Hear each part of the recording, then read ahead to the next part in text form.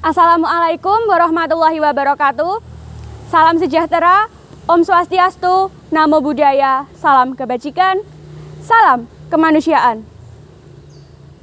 Yang saya hormati Dewan Juri Lomba Pendidikan Remaja Sebaya Frositi SMA Negeri 1 Karanganyar, serta teman-teman remaja sebaya yang saya cintai dan saya banggakan. Sebelum itu, perkenalkan, saya Wening Hapsari Nurdiansyah dari unit PMR Wira SMK Negeri 2 Karanganyar. Pada kesempatan kali ini, saya akan menyampaikan tentang eksploitasi anak. Teman-teman, menurut teman-teman, apa sih eksploitasi anak itu? Kalau menurut saya, eksploitasi anak adalah tindakan diskriminatif dengan cara memanfaatkan anak untuk melakukan sesuatu tanpa memperhatikan hak anak tersebut. Kira-kira teman-teman pernah lihat orang ngemis di pinggir jalan nggak sih? Kalau saya pribadi, ya, saya melihatnya. Bahkan anak-anak usia 1 hingga 2 tahun diajak untuk mengemis bersama. Tapi tidak semua anak yang diajak untuk mengemis, mereka melakukannya dengan sepenuh hati. Ada beberapa faktor yang menyebabkan anak-anak tersebut diajak untuk mengemis. Berdasarkan survei yang saya baca, 60%. Ya, betul.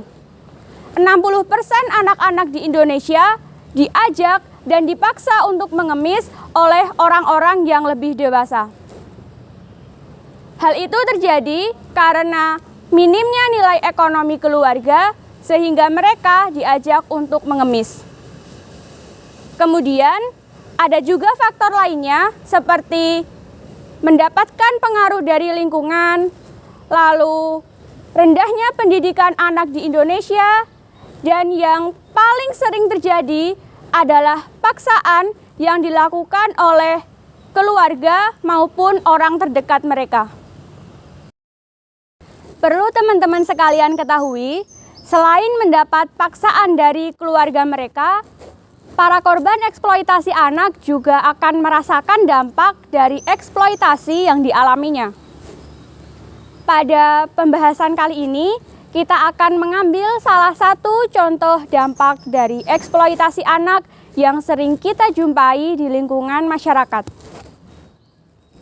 Salah satu contoh dampak eksploitasi anak yang sering kita jumpai di lingkungan masyarakat adalah ketika seorang anak yang belum beranjak dewasa, mereka memiliki rasa ketakutan yang berlebihan. Rasa ketakutan berlebihan yang terjadi pada anak bisa menimbulkan yang namanya trauma di kemudian hari. Di saat anak-anak itu beranjak dewasa, namun mereka masih memiliki rasa ketakutan berlebihan, juga mereka masih memiliki rasa trauma di pikiran mereka, maka nantinya mereka akan sulit untuk mempercayai orang lain, sulit memaafkan orang lain, dan yang paling fatal, mereka akan sulit untuk memaafkan diri mereka sendiri. Lalu, menurut teman-teman, gimana sih cara untuk mengatasi rasa ketakutan berlebihan yang sering kita alami dan yang sering kita pikirkan? Kalau saya pribadi, hal yang akan saya lakukan untuk mengatasi rasa takut berlebihan adalah dengan selalu berpikir positif, lebih memfokuskan diri pada hal-hal yang penting, berusaha menerima pendapat orang lain, dan berusaha untuk memaafkan diri sendiri.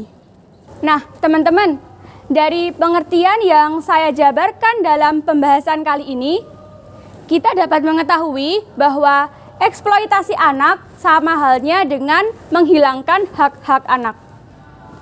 Masa kecil anak yang seharusnya diisi dengan hal yang menyenangkan, hal yang penuh warna, dan masa-masa yang seharusnya digunakan untuk bermain dan belajar, malah disuruh untuk bekerja. disuruh untuk mencari nafkah hanya demi menutupi kekurangan ekonomi semata. Maka dari itu, ayo kita sama-sama ikut berperan dalam mencegah terjadinya eksploitasi anak dengan sebisa mungkin kita memenuhi hak-hak mereka. Entah itu hak untuk bermain, hak untuk belajar, hak mendapatkan status kebangsaan, hak mendapatkan identitas, ataupun hak-hak lainnya yang seharusnya dimiliki oleh anak seusia mereka. Karena kesempatan itu nggak datang dua kali, sama halnya dengan masa kecil yang tidak akan bisa kita ulang kembali.